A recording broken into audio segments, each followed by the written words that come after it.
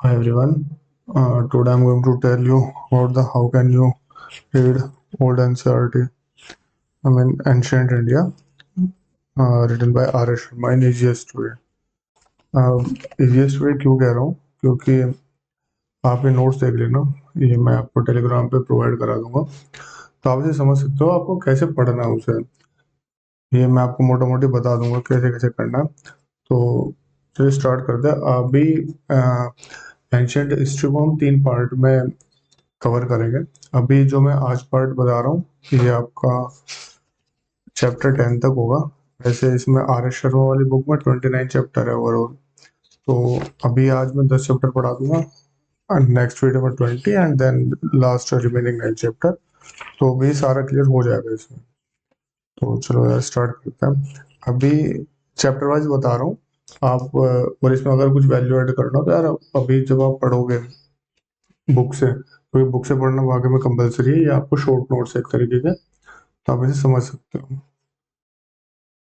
जैसे चैप्टर 1 से अगर हम स्टार्ट करते हैं तो उसमें क्लियरली लिखा हुआ the term Bharatvarsh on the land of Bharat which was given to the whole country after the name of ancient tribe called the Bharatas। तो ये भारत यार एक ट्राइब थी, ठीक है। अब ये कुछ फैक्ट हैं, जैसे एशियाटिक सोसाइटी ऑफ बंगाल ये 1784 में हुई थी, और ये किसने स्टार्ट की थी?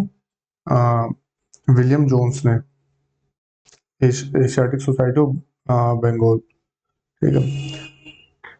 इन्होंने ही, सर विलियम जोन्स ने अभिज्ञान शाकुंतलम को इंग्लिश में ट्रांसलेट किया था। उसके बाद है भगवद गीता को इंग्लिश में ट्रांसलेट किया था विल्किंस ने। इन्होंने किया था ये 1785 में, तो ये भी इम्पोर्टेंट है, ये भी आप देख लेना। ओके। उसके बाद है विंसेंट आर्थर स्मिथ, जिसके ये पूरा लाइफ साइकिल है शायद। उन्होंने प्रिपेयर किया था first systematic history of ancient India in 1904, ठीक है। ये आपके चैप्टर में इतना बताया गया। देन C14 से कैसे कैसे होता है ये थोड़ा बताया गया चैप्टर में, तो अगर आप देखना चाहो तो देख सकते हो, ऐसा कुछ नहीं है। ये चैप्टर 2 का मैं आपको बता रहा हूँ, जो ये रेडियो कार्बन और कार्बन C14 होता है, उसमें कैसे कैसे काम करता है। उसमें थोड़ा कोइंस का, तो जो स्टडी होती है कोइंस की उसे हम बोलते हैं न्यूमिस्मेटिक, ठीक है। अच्छा, ये एक और है the Gupta issued the largest number of gold coin. Okay. The next one is study of inscription, जो होता है उसे हम एपिग्राफी बोलते हैं। और जो उसके अलावा रिकॉर्ड को हम रखते हैं उसे पैलेलियोग्राफी बोलते हैं। तो ये भी ध्यान रखना यार, ये क्योंकि ये सारी चीजें मेंस में भी काम में आती है और प्री में भी काम में आती है, ठीक है। जो अशोका के इंस्क्रिप्शन है वो ब्रह्मी स्क्रिप्ट में लिखे हुए हैं, लेफ्ट टू राइट होती है। जो कुछ खरोष्ट स्क्रिप्ट में मिले हैं जो राइट टू लेफ्ट होती है। एंड अशोका के जो इंस्क्रिप्शन थे जो सबसे पहले डेसिफर्ड किए थे वो 1837 में, ये जेम्स प्रिंसेप ने। तो ये आप ध्यान रखना, क्योंकि अशोका में वैसे भी बहुत क्वेश्चन आते हैं। उसके बाद करते हैं Tamil text found in the corpus of Sangam literature, जिसमें 30,000 लाइन है पोएट्री, ठीक है। अरेंज हुआ है 8 एंथोलॉजी में, हम बोलते हैं कोल्ड एटोटोकाई, ठीक है। और पुराना नरू भी कह सकते हैं। उसके बाद ये जो दो ट्रैवलर थे, ये फाइयान आए थे गुप्ता पीरियड में, एंड देन स्वर्ण टी सेंग, ये हर्षा के पीरियड में आए थे। उसके बाद ये हमारे संवत थे। इनमें शक संवत इम्पोर्टेंट है, क्योंकि ये हमारा गवर्नमेंट भी यूज करती है, ठीक है।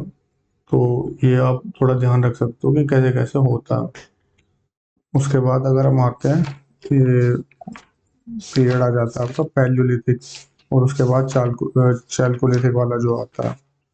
तो पैलियोलिथिक मोटा मोटा है, ये बोर करके एक महाराष्ट्र में जगह है, ठीक है। मेटिक एज जनरली, इसमें सबसे पहला मतलब जो 1.4 मिलियन ईयर्स है वो, तो अपेरेंस इसमें मिले है। अब लेकिन अभी रिसर्च की नीड है, तो ये उसमें लिखा हुआ है, ये आप देख सकते हो, ठीक है। हमारी जो टेक्नोलॉजी में वेस्टर्न एशिया में जो डेवलपमेंट हुआ है 9000 BC से 3000 BC हुआ है। अभी अगर हम आते हैं चालकोलिथिक फार्मिंग कल्चर पे, तो ये जो टेक्नोलॉजिकली हुआ था, पेड़ हुआ था हड़प्पन्स के सामने, लेकिन कुछ पार्ट में हड़प्पन्स के बाद में भी ये मतलब दिखता है। कुछ जो चालकोलिथिक साइट है, जैसे जोरवे महाराष्ट्र में है, नेवासा दैमाबाद अहमदनगर डिस्ट्रिक्ट में पड़ती है, जो महाराष्ट्र में आता है।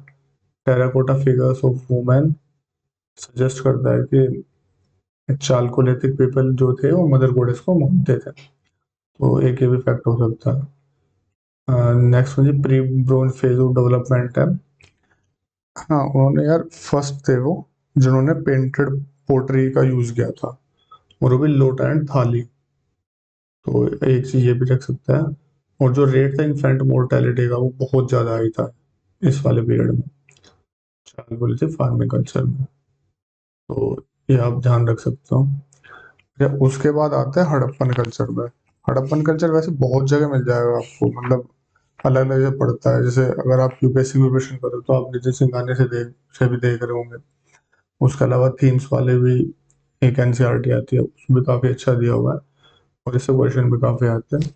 जो इसमें दिया हुआ मैं आपको उतना अभी बता दूंगा, उसके बाद में थीम्स के लिए मैं अलग से वीडियो बना दूंगा, और उसके एक शॉर्ट नोट्स भी बना दूंगा, तो आपको इजी रहे कि कैसे कैसे करना है।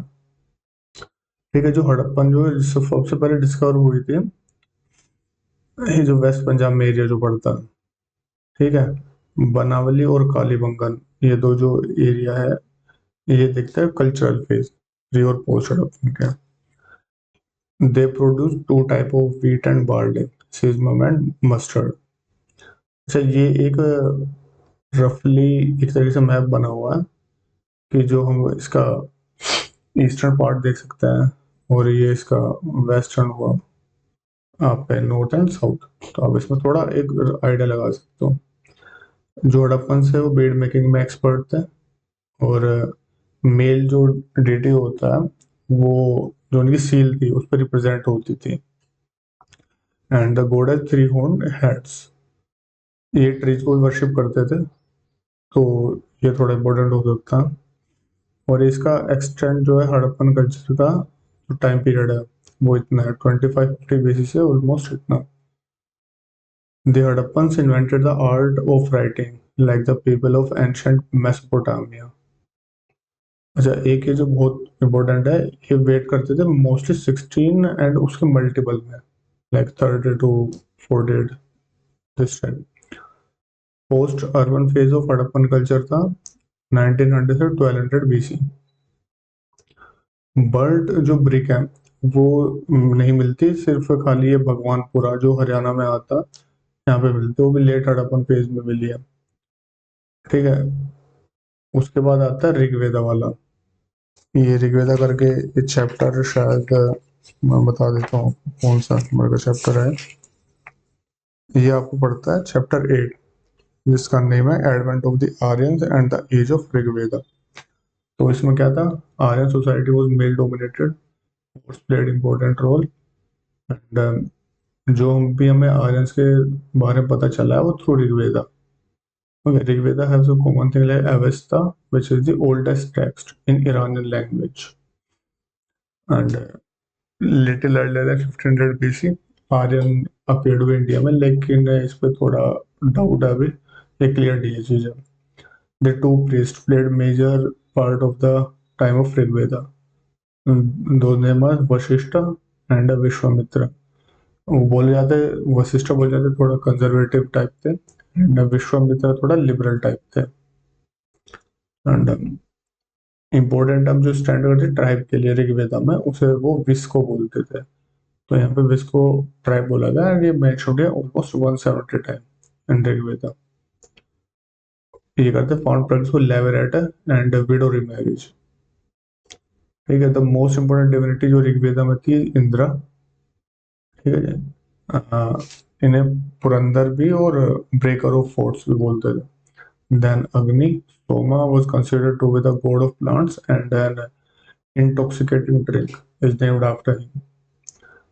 Then came on the next chapter, that is the later Vedic phase, इसका जो टाइम पीरियड था वो ऑलमोस्ट 1000 से 500 BC था। एंड और इसमें modified collection of Rigveda was known as Samaveda Samhita. तो ये भी एक चीज आप याद रख सकते हो। Then Yajurveda hymns and rituals, Atharvaveda charms and spell to ward off evils and diseases. इस टाइम में टू मेजर ट्राइब्स थी, भारता एंड कुरु, और उन्हें हम कुरु पीपल भी कहते हैं। So the Vedic people continue to produce barley, but rice and wheat ये उनकी मेनली चीफ क्रॉप्स हो चुकी थी। And the later Vedic people were acquainted with four type of pottery। ये चार टाइप की पोटरी है, ये थोड़ा आप याद रख सकते हो। Black and red ware, black slip ware, painted grey ware and red ware. Then the term rashtra, rashtra mean होता है एक तरह टेरिटरी। सबसे पहले इसी पीरियड में अपीयर हुई थी, वर्णाज भी इसमें होते हैं। And then the institution of gotra appeared in later Vedic time. तो गोत्र का भी इम्पोर्टेंट है, और वर्णा एंड देन जो राष्ट्र वाली ये चीज है ये भी इम्पोर्टेंट है। In post Vedic text we are of four ashramas and these are brahmachari, grihastha, vanaprastha and sanyasi, लेकिन only three mention in later Vedic period. जो भी हम महाभारत का देखते the famous Mahabharata is attributed to this period. So we are talking about later Vedic period ना। तो ये सारी चीजें लेटर वैदिक पीरियड की, ये सब उसमें हुआ है। अब बात है जैनिज्म बुद्धिज्म। जैसे हड़प्पा कल्चर का बहुत जगह देखा, तो जैनिज्म बुद्धिज्म भी बहुत जगह है और बहुत इंपॉर्टेंट है। बुद्धिज्म का तो आप यूपीएससी का कोई भी प्री उठा लो, इधर स्टेट पीसीएस का उठा लो, आपको मिल ही जाएगा। इवन इन 2023 क्वेश्चन आया हुआ था। अगर हम इसका बुद्धिज्म के बारे में बात करें तो question was the reference to ancient India consider the following state. The question and the statement was the concept of stupa is Buddhist in origin. Stupa was generally repository of relics, and stupa was a votive and a commemorative structure in Buddhist tradition. क्योंकि क्योंकि दिक्कत क्या हो रखी है ना यार, अब टफ होते जा रहे हैं। आप 22 का देखो वो भी टफ था, 21 का तो आप जैसे देखते होगे ना तो वो टफ होता। और इस बार तो प्रीलिम्स का पेपर वैसे भी काफी टफ था। टफ क्या यार, मतलब जो भी इन्होंने ऑप्शन दिए हुए थे वो बड़े अजीब गरीब तरीके से, तो छोड़ा यार, वो तो जो होना था हो गया। अभी जैनिज्म बुद्धिज्म का इस वाली बुक में जितना बताया वो मैं आपको शॉर्ट नोट्स के थ्रू बता देता हूँ। तो सबसे पहले क्या, Vardhaman Mahavira and Buddha both belong to Kshatriya clan. Okay, in Jaina what is there, there 24 tirthankar, first was Rishabhdev and 24th Mahavira and 23rd was Parshvanath. इतना याद रखोगे बहुत है, तो क्योंकि ऐसे बहुत सारे हुए हैं 24 कहाँ तक याद रखोगे। Okay, brahmacharya was only the fifth doctrine added by Mahavira. Shvetambar white dress पहनते हैं, जो दिगंबर होते हैं नेक रहते हैं। अच्छा, एक जो मेन चीज बात है, इन्होंने कंडेम नहीं किया था वर्ण सिस्टम का एज बुद्धिज्म डिड। तो बुद्धिज्म ने वर्ण सिस्टम का अपोज किया था, कंडेम किया था, बट जैनिज्म ने ऐसा कुछ नहीं किया था। Actually they adopted Prakrit language. Now Buddhism की बात कर लेते तो मिडल पाथ, ये उनका पहले से वो रहता था, महात्मा बुद्ध का बोला जाता। And they does not recognize the existence of god and soul. वे use Pali and the three main element थे बुद्धिज्म में, they were Buddha, Sangha and Dhamma. In the first 3 centuries of Christian area, जो normally हम count करते हैं, by mixing Pali and Sanskrit, Buddhists created a new language called hybrid Sanskrit. तो ये आज के लिए ऑलमोस्ट 10 चैप्टर है। मेरा इस चीज वीडियो बनाने का एक ही मोटिव है कि आप किस तरीके से आप पढ़ोगे। ये शॉर्ट नोट्स हैं, क्योंकि आप अगर देखोगे तो आपको मोटा मोटी इन चीज़ों में से मिल जाएगा। तो मिलते हैं नेक्स्ट वीडियो में। और हाँ यार, अगर वीडियो अच्छी लग रही हो तो आप इसे लाइक वगैरह कर देना एंड सब्सक्राइब भी कर देना, तो जो नेक्स्ट वीडियो आएगी आप टाइम पे देख पाएंगे। और ये अच्छी होने वाली है, इस जो एंशिएंट हिस्ट्री की ये 3 पार्ट में आएगा, तो काफ़ी अच्छा आएगा। उसके बाद मैं एक समरी भी डाल दूंगा कि आपको और इसमें क्या क्या वैल्यू ऐड कर सकते हो। तो टिल देन, थैंक यू।